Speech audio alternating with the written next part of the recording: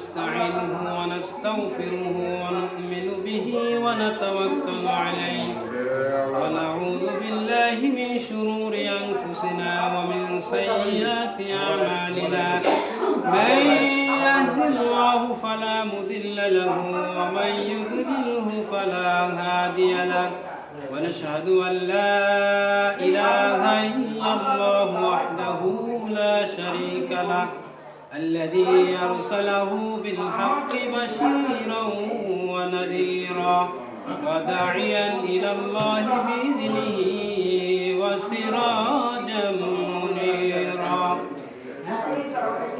وقد قال الله تعالى في كلامه المجيد وفرقانه الحميد أعوذ بالله من الشيطان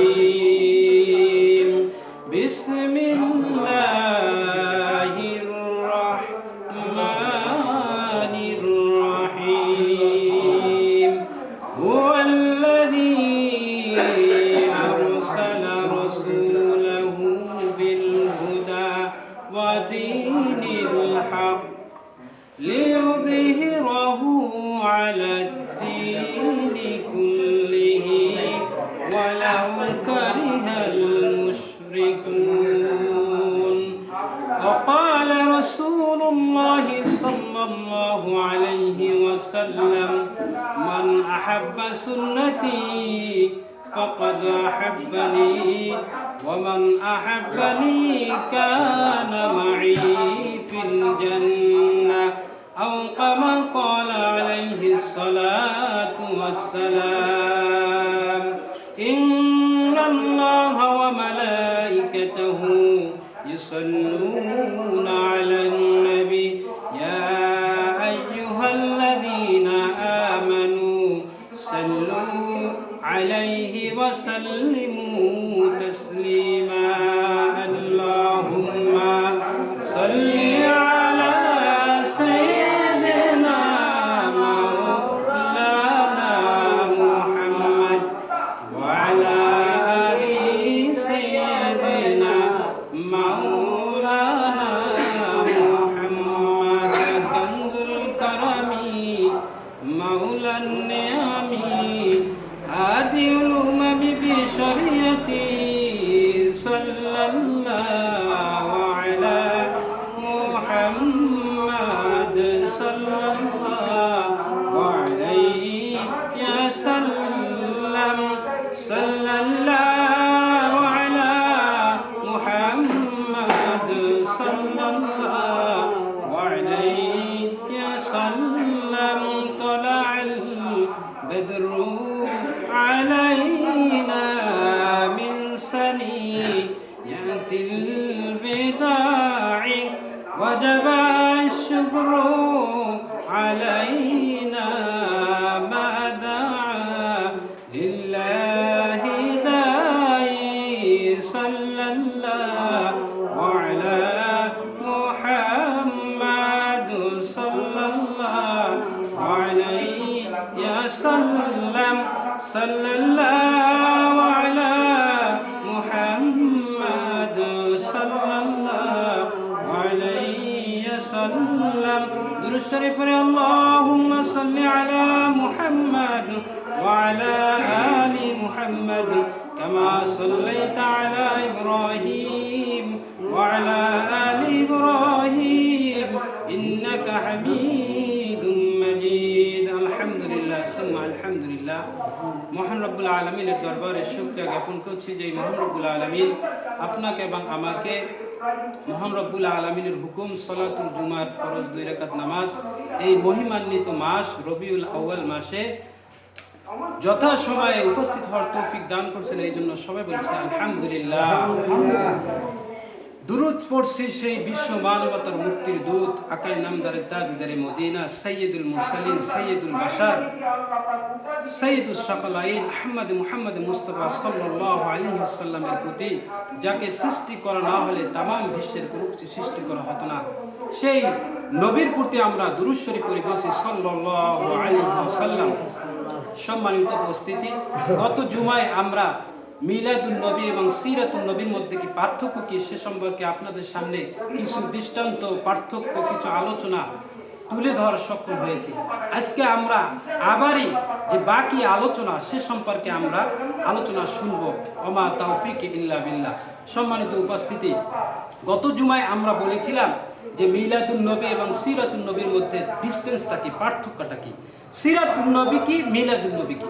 মিলাদুন নবী হচ্ছে রাসূল সাল্লাল্লাহু আলাইহি সাল্লাম যে জীবন বৃত্তান্ত কাহিনী, তিনি কিভাবে আসলেন এবং আসার পরে কি কি ঘটনা, অলৌকিক ঘটনা সংঘটিত হয়েছে সেই সম্পর্কে আমরা জানব এবং আলোচনা করব। মিলাদুন নবী হচ্ছে রাসূল সাল্লাল্লাহু আলাইহি সাল্লামের জীবনে আলোচনামূলক যে অনুষ্ঠান, যেখানে আলোচনা করা হয় সেটাকে বলা ঈদে মিলাদুন নবী।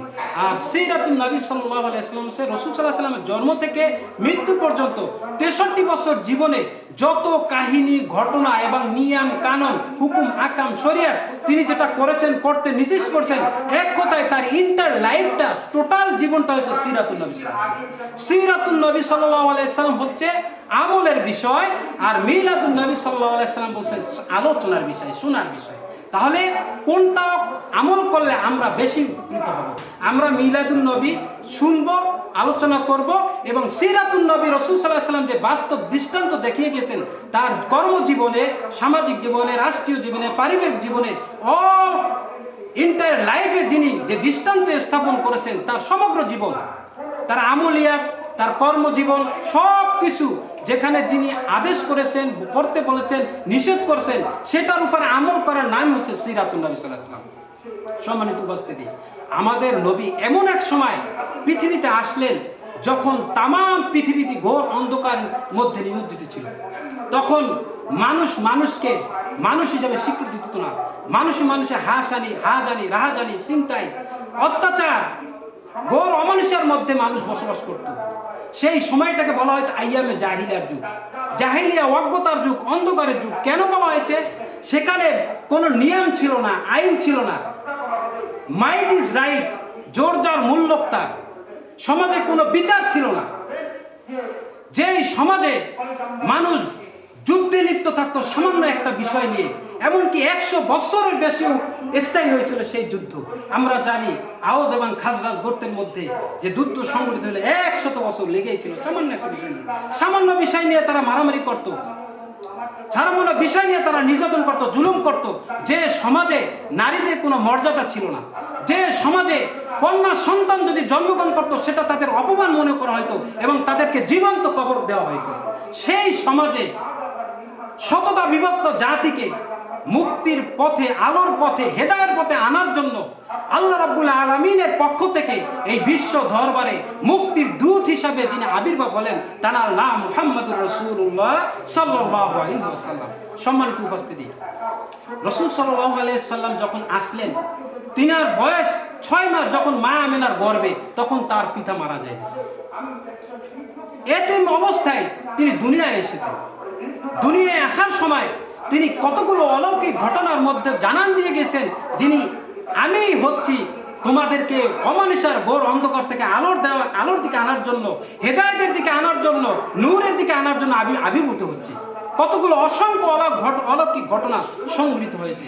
তার মধ্যে সম্মানিত উপস্থিতি, রাসূলুল্লাহ সাল্লাল্লাহু আলাইহি ওয়াসাল্লাম যখন মায়ের গর্ভে, সিরাতে ইবনে হিশামের মধ্যে লেখে, রাসূল সাল্লাল্লাহু আলাইহি ওয়াসাল্লাম যখন মায়ের গর্ভে 6 মাস বয়স, হযরত আব্দুল মুত্তালিব বলেন, তুমি যখন পৃথিবীতে আসছিলে, আসার পূর্বে তোমার মা আমেনা আমাকে যে সমস্ত অলৌকিক কাহিনীর ঘটনা কথা বলেছে, তার মধ্যে একটা অন্যতম ঘটনা হলো, তোমার মা যখন গর্ভ অবস্থায় শুয়েছিলেন, মা আসিয়া রহিমা সুমাইয়া রাদিয়াল্লাহু তাআলা আনহু স্বপ্নে তোমার মার সাথে গল্প করে সময় কাটাতেন। সুবহানাল্লাহ।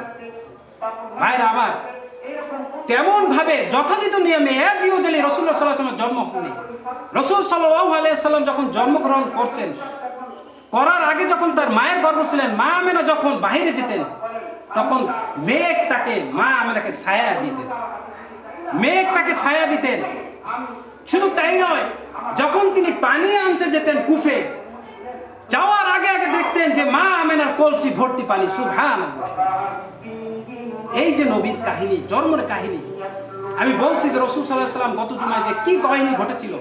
রাসূল সাল্লাল্লাহু আলাইহি ওয়াসাল্লাম যখন জন্মগ্রহণ করবেন, যাকে বলা হয় আতুর ঘর, স্বাভাবিকভাবে কোন সন্তান যখন প্রসব করে মা বোনেরা তাদের অনেক কষ্ট সহ্য যন্ত্রণা সহ্য করতে হয়। কিন্তু রাসূলুল্লাহ সাল্লাল্লাহু আলাইহি সাল্লাম যখন পৃথিবীতে আসলেন, মা আমিনা কোনো কষ্ট অনুভব করেন নাই। শুধু তাই নয়, ওই আতুর ঘরে যেখানে ছেলে সন্তান জন্মগ্রহণ করে নরমালি সাধারণত সেখানে দুর্গন্ধযুক্ত হয়। কিন্তু রাসূল সাল্লাল্লাহু আলাইহি সাল্লাম যেদিন জন্মগ্রহণ করবেন, তাফসিরে ইবনে হিশামের মধ্যে লেখে মিসকু আম্বারের ঘেরান ওই আতুর ঘরের মধ্যে ছড়িয়ে গেছে। সুবহানাল্লাহ। শুধু তাই নয় ভাইরা আমার, রাসূল সাল্লাল্লাহু আলাইহি সাল্লাম যখন জন্মগ্রহণ করে, আপনারা জানেন যে মায়ের গর্ভের, মায়ের পেটের নারীর সাথে ছেলেদের একটা নারীর সম্পর্ক থাকে। যখন পেটে থাকে তখন মা যা বক্ষণ করে সেখান থেকে একটা নিজস্ব খাবার ওই শিশু সন্তান গ্রহণ করে। যখন দুনিয়ায় আসে তখন কিন্তু তার নারী আলাদা করতে হয়, কাটে। কিন্তু রাসূলুল্লাহ সাল্লাল্লাহু আলাইহি সাল্লাম যখন পৃথিবীতে আগমন করলেন, তখন অন্যান্য মা বোনদের যে কাহিনী হয়, যে কাটতে হয়, কিন্তু আল্লাহ রাব্বুল আলামিন ধুয়ে মুছে তাকে ওই নারীটা কেটে একদম সম্পূর্ণ অবস্থায় দুনিয়ায় প্রেরণ করেছেন। বলি সুবহানাল্লাহ। সম্মানিত উপস্থিতি, আমার নবীর ঘটনা শুনলে আপনারা অবাক হবেন। শুধু তাই নয়, ছেলে সন্তান জন্মগ্রহণ করার পর সাধারণত তাকে পরিষ্কার করা হয়, মোচা হয়, ধোয়া হয়, সাবান টাবান দিয়ে পরিষ্কার স্বচ্ছ কাপড় দিয়ে পরিষ্কার করা হয় কিনা। কিন্তু রাসূল সাল্লাল্লাহু আলাইহি সাল্লাম যখন জন্মগ্রহণ করলেন, তার নাড়ি কাটা লাগেনি, এবং তিনি যখন জন্মগ্রহণ করলেন, আল্লাহ রাব্বুল আলামিন তাকে জান্নাতের ঝর্ণার পানি দিয়ে ধুয়ে মুছে একদম পরিষ্কার করে দুনিয়ায় প্রেরণ করলেন। বলি সুবহানাল্লাহ। সম্মানিত উপস্থিতি, রাসূলুল্লাহ সাল্লাল্লাহু আলাইহি সাল্লাম জন্মগ্রহণ করার পর সাধারণত নিয়ম ছিল, ওই সমাজে কোনো ছেলে সন্তান জন্ম করতো তাদেরকে কি করতে হতো, দত্তক দেওয়া হতো। ওই যে সমস্ত এলাকা গরিব ছিল, ওই সময় মক্কা নগরী ধনী এলাকা ছিল, ওই মক্কা নগরীতে পার্শ্ববর্তী দেশ তায়েফ মিশর থেকে ধাত্রীরা, মহিলারা বাচ্চা পালন করার জন্য মক্কায় আসতো।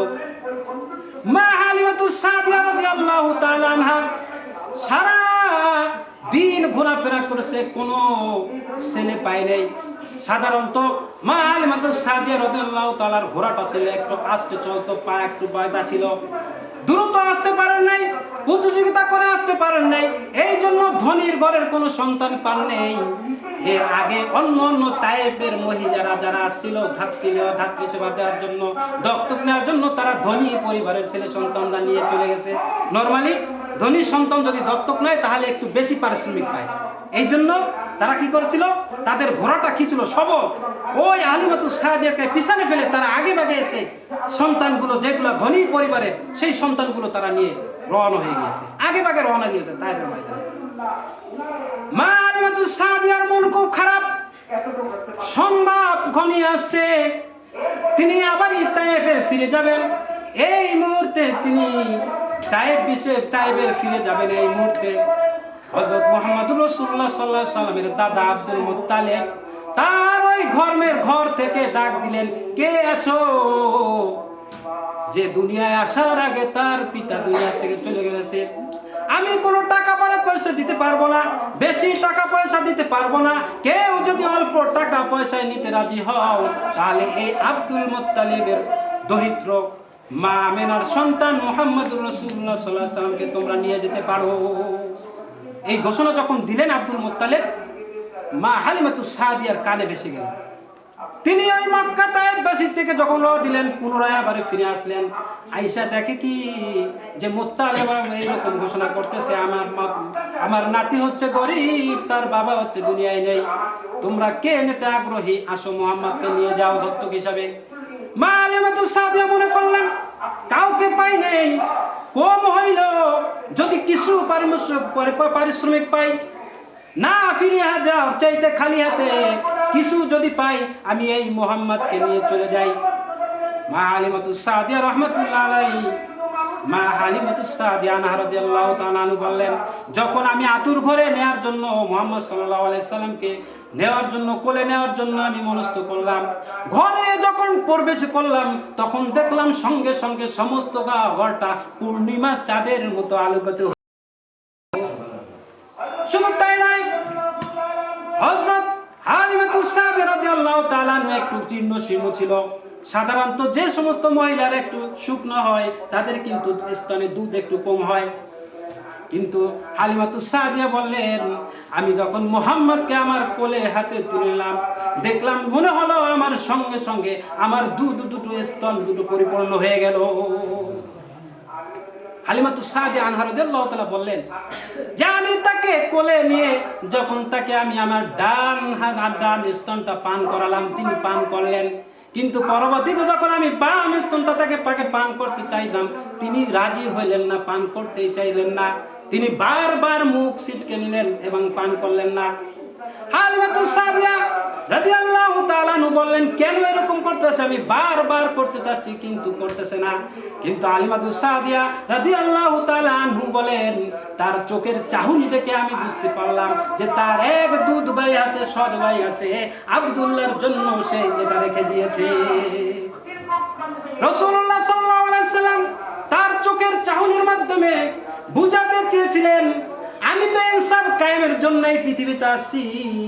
আমি যদি দুইটা স্থান পান করি আমার সৎ দুধ ভাই আব্দুল্লাহ কি পান করবে?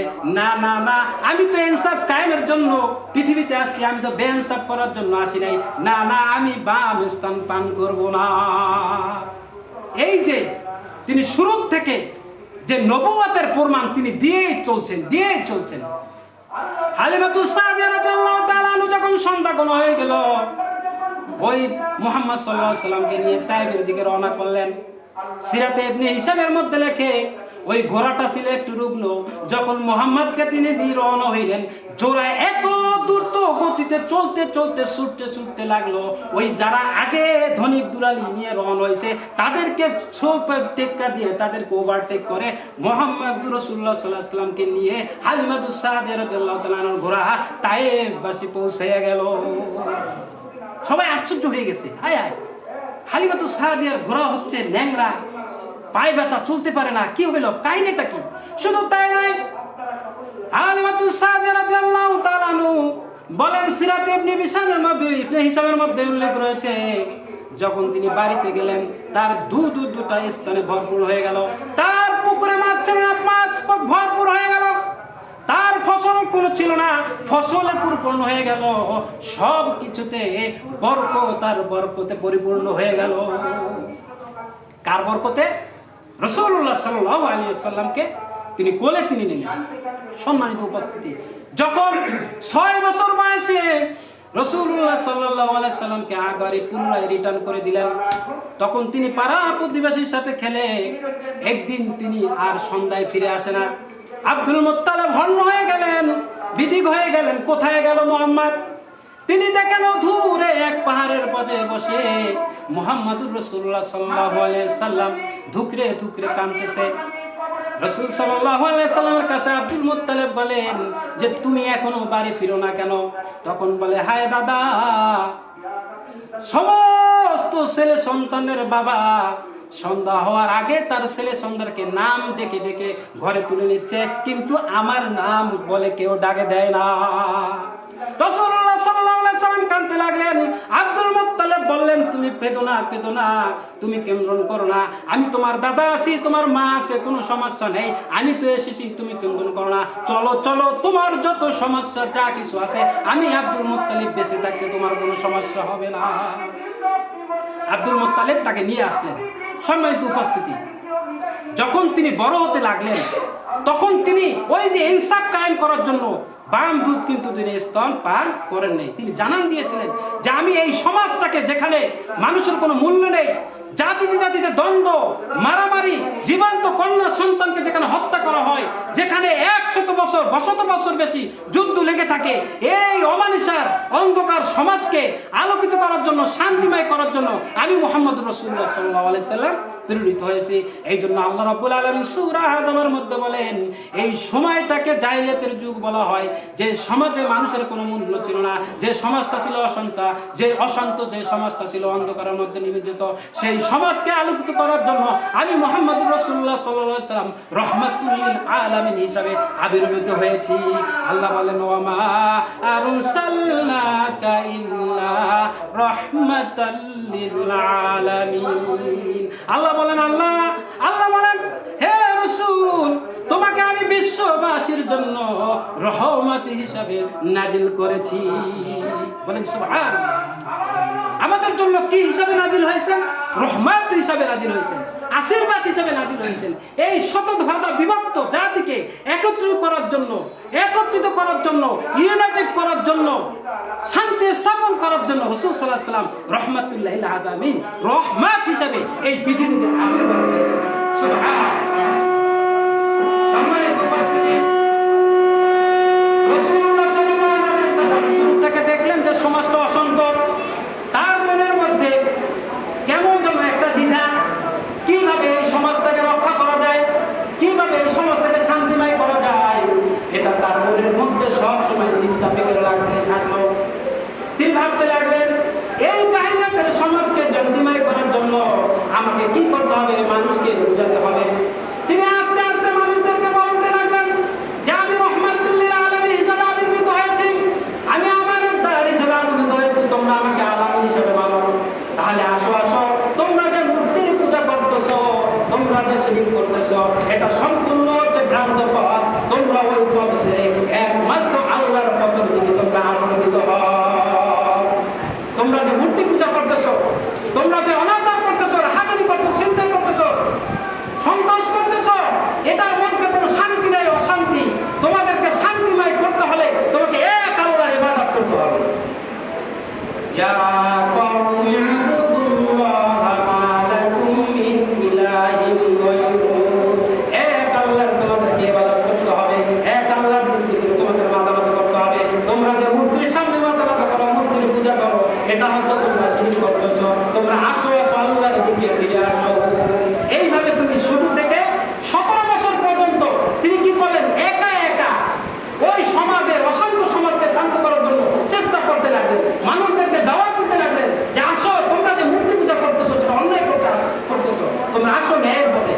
দেখা গেল 17 বছর পর্যন্ত তিনি একা দাওয়াতি কাজ করলেন, একটা লোকও পরিবর্তন হলো না।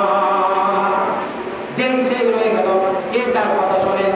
যেভাবে আগে যেভাবে অন্যায় অপকর্ম করতো, যেভাবে হাজারি করতো, চিন্তাই করতো, যেভাবে জুলুম করতো, মানুষকে হত্যা করতো, জীবন্ত শিশুকে করতো, জন্ম শিশুকে কবর দিত, সেভাবে চলতে লাগলো।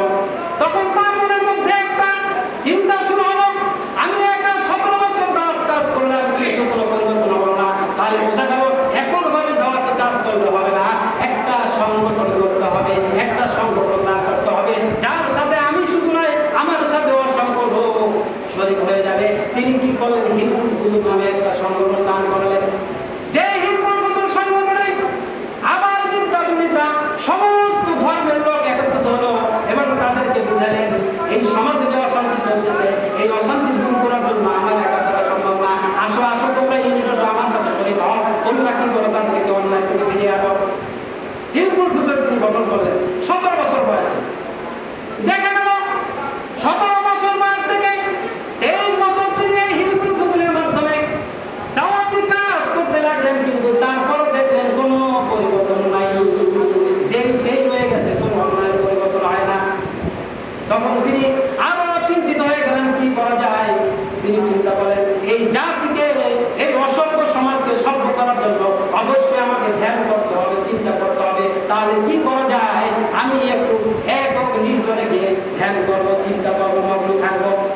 রাসূলুল্লাহ সাল্লাল্লাহু আলাইহি ওয়াসাল্লামের বয়স যখন প্রায় 40, 23 বছর 17 বছর বয়সে তিনি একা দাওয়াতি কাজ করলেন, কিন্তু কোনো কাজ হলো না। 17 বয়স থেকে 23 বছর 40 বছর পর্যন্ত বিভিন্ন সম্প্রদায়ের লোক একত্র করে দাওয়াতি কাজ করলেন, কিন্তু কোনো পরিবর্তন হলো না। মানুষ যেই সে কোনো পরিবর্তন কথা শোনে না, অন্যায় করতে আসে। তখন তিনি এই জাতিকে মুক্ত করতেই হবে, এই চিন্তা তার মধ্যে শুধু খাচ্ছে। তিনি হেরা গুহার মগ্ন থেকে গেলেন। কি করা যায় কি করা যায়। গাড়ে হেরায় তিনি চলে গেলেন, মগ্ন থাকলেন এখানে। যে গাড়ে হুরা গাড়ে প্রায় 1.5 কিলোমিটার দূরত্ব নিচ থেকে উপর পর্যন্ত, যেটা ছিল এখন তো খুব আধুনিক হয়েছে, সিঁড়ির ব্যবস্থা করা হয়েছে, হাজী সাহেবরা যারা যায় সহজ উঠতে পারে, কিন্তু আগে কিন্তু এরকম সিঁড়ির কোনো ব্যবস্থা ছিল না, পাথর পিচ্ছিল ছিল, উঠতে পারতো না, ওখান থেকে পড়ে যাওয়ার সম্ভাবনা ছিল। কিন্তু রাসূলুল্লাহ সাল্লাল্লাহু আলাইহি ওয়াসাল্লাম এই গাড়ে হেরার মধ্যে মগ্ন থেকে চিন্তা করতে লাগলেন কিভাবে যাতে মন্দিরে যাওয়া যায়। আর ওই যে খাদিজা রাদিয়াল্লাহু তাআলা আনহা তাকে ওই 1 কিলোমিটার দূরে ওই হেরা গুহার পর উঠে ওখানে উঠে নিচ থেকে উপরে উঠে তাকে খাদ্য পরিবেশন করেছেন, খাদ্য পাঠিয়ে দিয়েছেন, কষ্ট করেছেন, জীবনের মৃত্যুর ভয়কে উপেক্ষা করে রাসূলুল্লাহ সাল্লাল্লাহু আলাইহি ওয়াসাল্লামের কাছে খাদ্য সরবরাহ করেছেন। এই যে মেহনত, এই যে চেষ্টা, এই যে ত্যাগ, আল্লাহ রাব্বুল আলামিন খুশি হয়ে গেছে।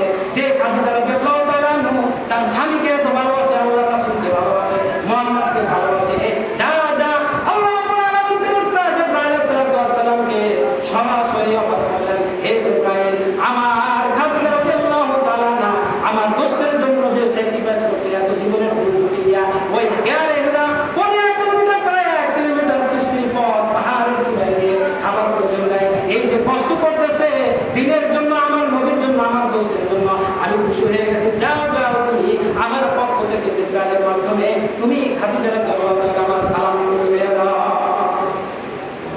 যখন খাদিজা রাদিয়াল্লাহু তাআলা আসলেন তখন রাসূলুল্লাহ সাল্লাল্লাহু আলাইহি ওয়াসাল্লাম জানিয়ে দিলেন, হে খাদিজা, তুমি যে আমার জন্য যে স্যাক্রিফাইস করেছো, ত্যাগ স্বীকার করেছো, আমাকে তুমি ভুলে যাও নাই। আমি যে একটা সমাজকে পরিবর্তন করার জন্য চেষ্টা করছি, তুমি যে শরীক হয়েছো, তুমি আমার কাছে সহায়তা করতেছো, আল্লাহ রাব্বুল আলামিন তোমার এই প্রচেষ্টা ত্যাগে খুশি হয়ে গেছেন। স্বয়ং আল্লাহ রাব্বুল আলামিন তোমার জন্য সালাম পাঠিয়েছেন। সুবহানাল্লাহ।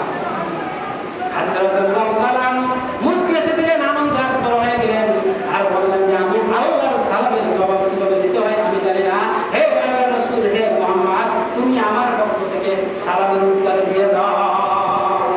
সম্মানিত উপস্থিতি, এরা ঘুরে এরকম ধ্যানমগ্ন থাকতেছিলেন, হঠাৎ একদিন পিছন থেকে ডাক শুনতে পেলেন, হে মুহাম্মদ, হে মুহাম্মদ, তুমি চিন্তিত করো না, চিন্তিত করো না, তুমি হতাশ হও না, তুমি চিন্তাগ্রস্ত করো না, চিন্তাগ্রস্ত হও না, হতাশ হও না, তুমি শান্ত হও। যে সমাজকে পরিবর্তন করার জন্য তুমি এত মেহনত করতেছো, চেষ্টা করতেছো, যে সমাজকে সমাজকে সভ্য করার জন্য চেষ্টা করছো, তুমি প্রথমে 17 বছর চেষ্টা করছো, হয় নাই, 20 বছর গঠন করছো, 40 বছর বয়স পর্যন্ত 23 বছর তুমি দাওয়াতি কাজ করছো, কোনো পরিবর্তন হয় নাই। তাহলে তুমি শুনে রাখো, তোমার যে জিনিসের মাধ্যমে এই সমাজকে পরিবর্তন করতে হবে, সেই জিনিস, সেই নবুয়তের রিসালাতের ঘোষণা দেওয়ার জন্য, স্বীকৃতি দেওয়ার জন্য তোমাকে ওয়েলকাম জানাই। তুমি মুহাম্মদুর রাসূলুল্লাহ খাতামুন নবিয়্যিন, তুমি গ্রহণ করো।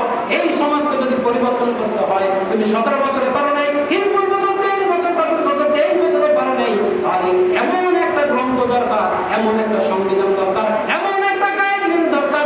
এই গাইডলাইনের উপর ভিত্তি করে তুমি যদি তাদেরকে পরিচালিত করো, তাদেরকে আনতে পারো, তাহলে এই সমাজে পরিবর্তন হতে পারে। তুমি করে না হও ইকরা বিসমি রাব্বিকাল্লাযী খালাক, খালাকাল ইনসানা মিন আলাক। সূরা আলাকের 5 আয়াত নাযিল হয়ে গেল। রাসূল সাল্লাল্লাহু আলাইহি ওয়াসাল্লাম যখন হঠাৎ শুনলেন কে, পিছনের দিকে তাকিয়ে দেখে যে ওই যে গুহা ছিল, গুহার সামনে একটা পাথর ছিল, ওই পাথরের উপরে পা দিয়া এই মানবাকৃতির মাথায় একদম আসমান পর্যন্ত একজন মানবাকৃতির ব্যক্তি সেই ঘোষণা দিচ্ছে। প্রথমে তিনি বিচলিত হয়ে গেছেন, হতাশাগ্রস্ত হয়েছেন, ভয় পেয়ে গেছেন, বলে ভয় নেই, ভয় নেই, আমি হচ্ছে জিবরিল আলামিন, রূহুল আমিন, তুমি চিন্তা করো না, তোমার এই প্রসেসটাকে আল্লাহ রাব্বুল আলামিন পূর্ণতা দেওয়ার জন্য আল্লাহ রাব্বুল আলামিন তোমাকে সিলেক্ট করেছেন, বাছাই করেছেন, তোমাকে নবুয়ত এবং রিসালাতের দায়িত্ব দেওয়ার জন্য আমি জিবরাইল আল্লাহ রাব্বুল আলামিনের পক্ষ থেকে কোরআন নাযিল করে নিয়ে এসেছি। বলো ইকরা বিসমি রাব্বিকাল্লাযী খালাক। তিনি কি করলেন? গ্রহণ করলেন। সেখান থেকে হেরা গুহা থেকে বাড়ি আসলেন। সর্বপ্রথম মা খাদিজা রাদিয়াল্লাহু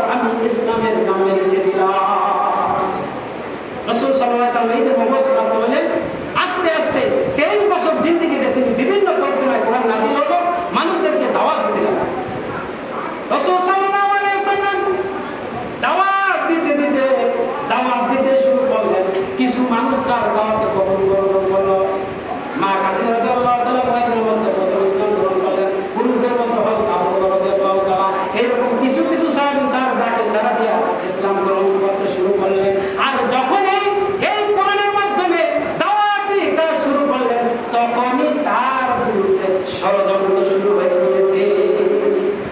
যে নবী ছিলেন আমানতদার, যে নবী ছিলেন আলামিন, সবাই তাকে মান্য করত, শ্রদ্ধা করত, সমস্ত কাজ রাখত। কিন্তু যখন কোরআন দিয়ে তাদেরকে আহ্বান করতে লাগলেন, বললেন যে তোমরা যে কাজ করো এই কাজ ভ্রান্ত, তোমরা যে মূর্তি পূজা করছো সেটা সম্পূর্ণ শিরক, তোমরা আসো, তোমরা কোরআনের দিকে আসো, তোমরা আল্লাহর দাওয়াত গ্রহণ করো, তোমরা মুসলমান হও।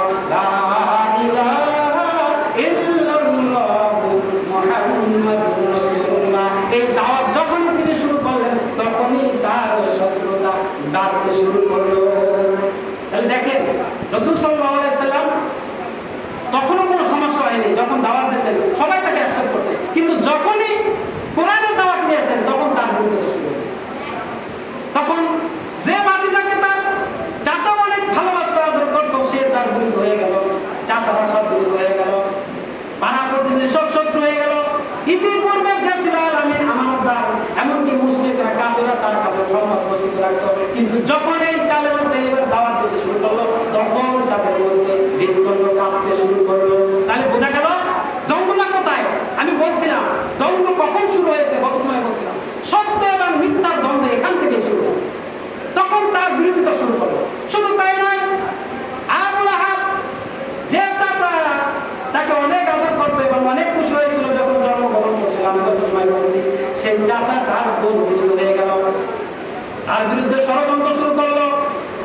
বলো যে তুমি কি একটা নতুন ধর্ম নিয়ে আসছো, আমার পূর্বপুরুষের ধর্ম তো সত্য, তোমার ধর্ম মিথ্যা, তুমি এই সমস্ত বাদ দাও। তোমাকে তোমার কি লাগবে?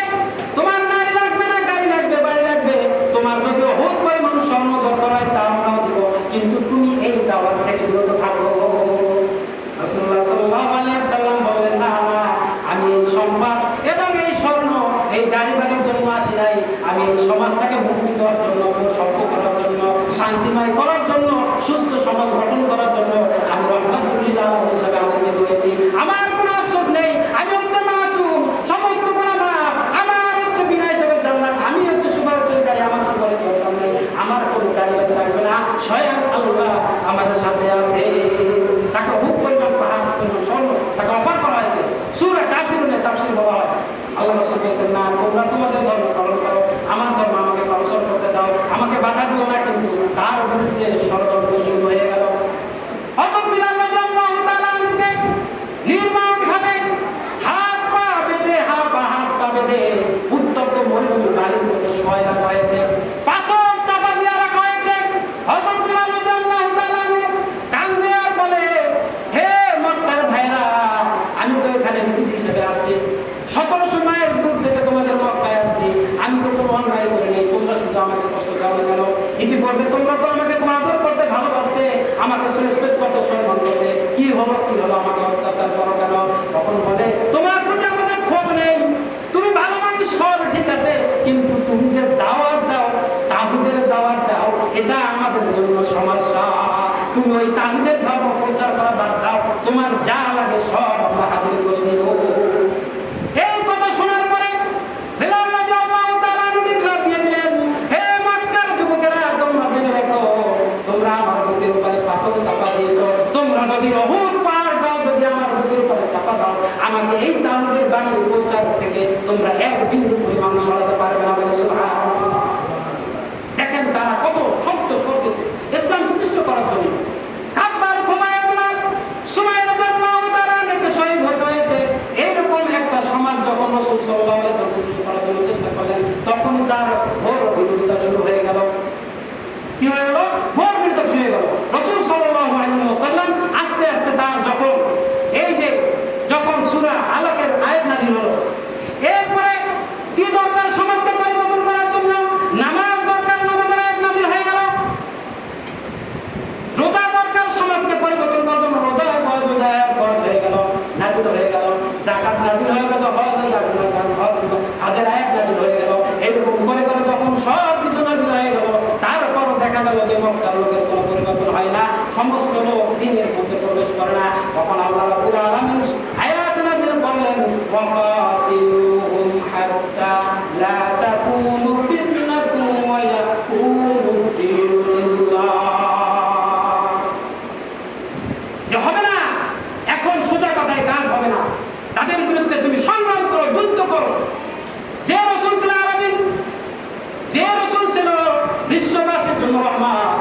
সেই নবীটি যুদ্ধ ঘোষণা করলেন, যারা ইসলাম গ্রহণ করবে না তাদের সঙ্গে যুদ্ধের জন্য রাসূল সাল্লাল্লাহু আলাইহি সাল্লাম 27টা যুদ্ধে অংশগ্রহণ করেছে। তাহলে আপনারা তো বলে অনেক মনে করে রাসূল সাল্লাল্লাহু আলাইহি সাল্লাম শুধু মসজিদে ছিলেন, তাসবিহ দিচ্ছেন, নামাজ পড়ছেন, শেষ। নো, রাসূল সাল্লাল্লাহু আলাইহি সাল্লাম স্বয়ং যুদ্ধের সেনাপতি ছিলেন। রাসূল সাল্লাল্লাহু আলাইহি সাল্লাম 27টি যুদ্ধে অংশগ্রহণ করেছেন, 18টি যুদ্ধে স্বয়ং রাসূল সাল্লাল্লাহু আলাইহি সাল্লাম সেনাপতির দায়িত্ব পালন করেছেন, আর 8টা যুদ্ধে 19টা যুদ্ধে সেনাপতির দায়িত্ব পালন করেছেন, আর 8টা যুদ্ধে রাসূল সাল্লাল্লাহু আলাইহি সাল্লাম কি করছেন? অংশগ্রহণ করেছেন। যে যুদ্ধে গাজওয়া, যে যুদ্ধে রাসূল সাল্লাল্লাহু আলাইহি সাল্লাম স্বয়ং সেনাপতির দায়িত্ব পালন করেছেন তাকে বলা হয় গাজওয়া, আর যে যুদ্ধে রাসূল সাল্লাল্লাহু আলাইহি সাল্লাম অংশগ্রহণ করেছেন সেনাপতি ছিলেন না তাকে বলে সায়রা বা সারিয়া। এরকম 27টি যুদ্ধে রাসূল সাল্লাল্লাহু আলাইহি সাল্লাম কি করলেন? অংশগ্রহণ করলেন। কিসের জন্য? এই সমাজটাকে আলোকিত করার জন্য, ইসলামের সুশীতল ছায়ায় আলোকিত করার জন্য তিনি যুদ্ধ সংগ্রাম করেছেন। রাসূল সাল্লাল্লাহু আলাইহি সাল্লাম কি নামাজ পড়ছেন, সংসার করছেন, বাজারে গেছেন, যুদ্ধ করেছেন। কিন্তু আমাদের মধ্যে অনেকের ধারণা সুন্নাতকে শুধু বুঝি মিষ্টি খাওয়ার মধ্যে। মিষ্টি খাওয়া যেরকম সুন্নাত, রাসূল সাল্লাল্লাহু আলাইহি সাল্লাম সিহাবে আবি তালেবের 3 বছর পর্যন্ত জেল কেটেছেন, এটাও কিন্তু সুন্নাত। আমরা এই সুন্নাতকে গ্রহণ করতে চাই না। আমরা রাসূলকে ভালোবাসি, কিন্তু সামান্য কয়েকটি গুটি কয়েক সুন্নাতকে আমরা আমল করি। রাসূল সাল্লাল্লাহু আলাইহি সাল্লাম যুদ্ধ করছেন, জেল খাচ্ছেন, তায়েফের ময়দানে রক্তাক্ত হয়েছেন। সম্মানিত ভাইরা, তায়েফবাসী তাকে যখন পাগল বলে আখ্যায়িত করে, পাথর নিক্ষেপ করে, তার রক্তে সমস্ত শরীর জর্জরিত হয়ে গিয়েছে। তিনি তায়েফের বুকে মাটিতে পড়ে গিয়েছেন। জিবরাইল আলাইহিস সালাম এসে হাজির। জিবরাইল আলাইহিস সালাম বলতেছেন, হে আল্লাহর রাসূল, আপনি শুধু একবার ডিক্লেয়ার দেন, সমস্ত তায়েফবাসীকে আমি এক হাতে উঠাইয়া নিচে ওভাবে গালে দিয়ে দিব, সব নিচে মাটিতে দিয়ে দিব। রাসূল সাল্লাল্লাহু আলাইহি সাল্লাম বললেন, না না, এই জন্য আমি পৃথিবীতে আসি নাই। আমি যদি এদেরকে বদলা করে আর যদি নিঃশেষ হয়ে যায়, আমি তাদের কাছে দাওয়াত নিয়ে যাব। দেখেন কেন রহমতুল্লাহ। যদি বলতেন ওই দিন কিন্তু সব শেষ হয়ে যেত, কিন্তু বলেন না। তিনি এত ত্যাগ স্বীকার করছেন, মায়ের কাছেন কিসের জন্য? আল্লাহর দ্বীনকে প্রতিষ্ঠিত করার জন্য। কারণ এই কোরআনের সংবিধান, কোরআন যদি সমাজে প্রতিষ্ঠিত হয়, তাহলে এই সমাজ থেকে অনাচার, অত্যাচার, রাহাজানি, চিন্তায় সব কিছু দূর হয়ে যাবে, একটা শান্তিময় সমাজ গঠন হবে। যিনি করে গেছেন কিনা, যে যুদ্ধ করছেন, সংগ্রাম করছেন, মদিনার রাষ্ট্রপতি ছিলেন কিনা, যে যখন তিনি ছিলেন তখন সমাজের শান্তি ছিল, নারীরা তাদের ইজ্জত পেয়েছে, তাদের উত্তরাধিকার পেয়েছে, সম্মান পেয়েছে, যার যার সম্মান সব কিছু বুঝে পেয়েছে। কিন্তু ইতিপূর্বে ওই সমাজটা ছিল আইনবিদের জায়গা। বোঝা গেল এই সমাজটাকে শান্তিময় করার জন্য রাসূল সাল্লাল্লাহু আলাইহি সাল্লাম একজন কি হয়েছেন? মুক্তির দুই হিসাবে আবির্ভূত হয়েছেন।